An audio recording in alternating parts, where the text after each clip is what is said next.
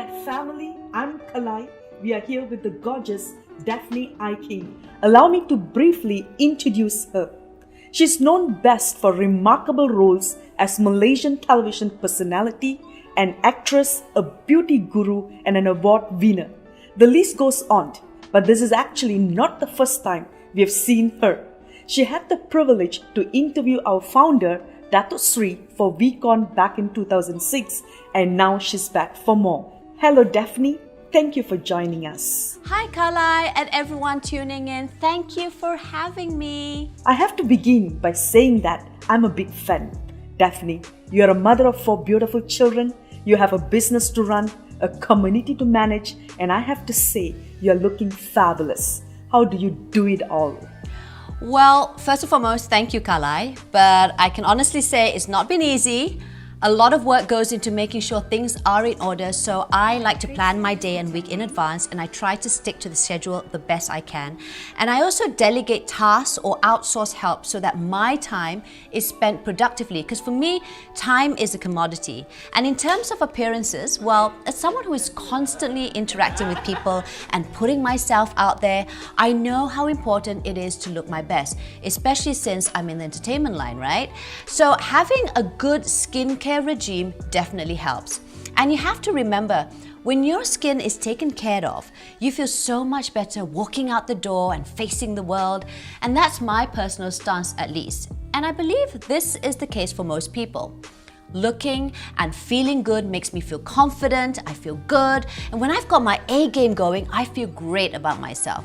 And it is definitely a confidence booster which allows me to stay ahead in my business and at home. Is that how you came across Physio Radiance? Yeah, for the longest time I was looking for products with the right ingredients for my skin type and concerns. So it so happened that Physio Radiance checked all the boxes, and I've got the Visage Plus device which I simply love. So yes, I'm really glad that I've discovered this skincare line. It seems like perfect timing, doesn't it? In my experience, I too started using Physio Radiance just as I was looking for healthy habits to adopt for my skin. Now, you're quite active on social media channels, Facebook, Instagram, YouTube. There's an undeniable similarity between having followers and having prospects. In both cases, you have a group of people looking up to you, learning from you. As a social influencer, do you have any advice for our QNET networkers, especially when they have a lot on their plate? Well, for starters, when you're an influencer or role model to others, you need to start by taking care of yourself and to lead by example. So, for instance, if I want to inspire my followers to use Physio Radiance, I'll be the first to do so. I'll show them how I carve a bit of time for my skincare routine during the day and night, and I'll show them how it keeps my skin healthy and radiant. I would rather show my viewers rather than, tell them how Physio Radiance sets the tone for the day. And I guess that's the first step in building trust. I agree. Well said. Do you see potential in using social media platforms when it comes to network marketing? Oh, definitely, Kalai. There are a lot of business opportunities with social media, but you would have to be mindful of who your target audience is. I personally like to get to know more about them on a personal level. So for instance, what are they like? What are their lifestyle preferences? What are their skin concerns? What skincare ingredients would they like to avoid? Where do they live? What are the trends in their country in terms of beauty?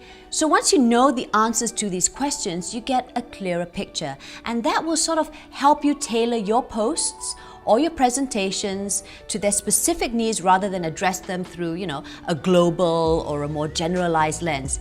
You get to personalize the message. So with that in mind, it's easier to pick the right strategy and channels for your community.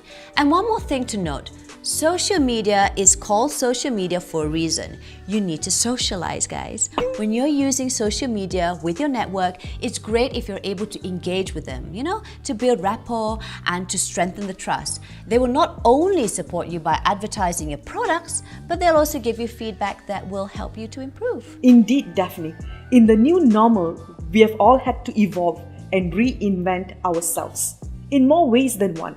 As a networker, if I want to go digital and create a social media marketing plan, what approach do you think is the best one to take? I think the approach is one part of the equation. So what we mentioned previously all applies in this instance. You need to study your target audience, use the right channels, create a strategy. But the other part to consider is consistency. So allow me to elaborate more about this.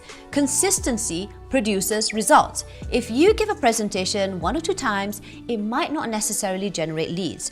The key is to do it over and over and over again. And the same goes with social media. For example, if I create this entertaining, bombastic video content and post it once every 6 months because, yeah, I felt like it that particular day, the progress will be much slower because there's no consistency.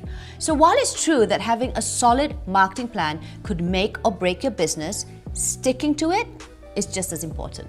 Thank you, Daphne. I've been enjoying this conversation. Before we end this session, I would like to ask a bonus question. How do you create a loyal following base that continues to grow? Well, Kalai, as a content creator, I need to keep my posts relevant, relatable, and I think most importantly, authentic. Now, I receive a lot of freebies and gifts from my followers and brands, but if I don't believe in the products or I'm not happy with the service, I will simply post them over my social media pages. And even for reviews, I give my honest feedback. And again, guys, it's called social media for a reason, so remember to socialize. Don't forget to engage with your followers in the comment section. You can use the tools of engagement in your Instagram stories or on your Facebook posts. I try to reply to all the DMs and messages sent to me, even if it's just giving them a heart emoji. And that makes my platform more personal, it's more real, and definitely more engaging. It's a great advice. And with that, we come to the end of the segment. Thank you for your insights, Daphne. I hope to be able to pick your brain more later. It would be my pleasure, and thank you for having me. It's great. QNET family, we have more sessions to come. Our experts will share their wisdom to help you become the best networker, QNET networker out there. You don't want to miss it, so stick around.